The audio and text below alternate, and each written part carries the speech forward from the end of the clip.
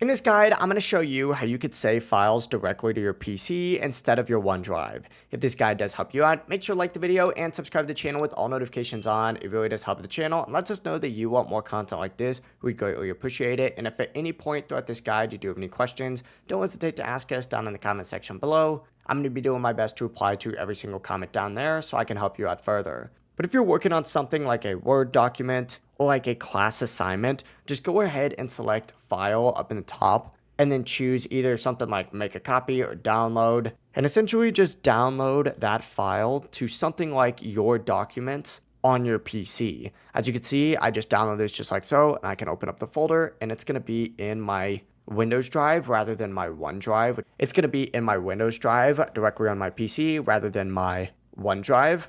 But if you do have your OneDrive and things are automatically saving to it, for example, what you can do is just open up that OneDrive, find whatever's downloading to it, and go ahead and just take it out and move it to a different location so that it's not saving there. The fastest way is just simply moving or copying your files into another folder on your local disk rather than on your OneDrive, but that is really it. Now your files are going to be saved straight to your computer without relying on OneDrive. If you do have any questions, don't hesitate to ask us down in the comment section below. And before you do leave this video, make sure to like the video and subscribe to the channel with all notifications on. It really does help the channel. Lets us know that you want more content like this. We'd greatly appreciate it. Have a great rest of your day though.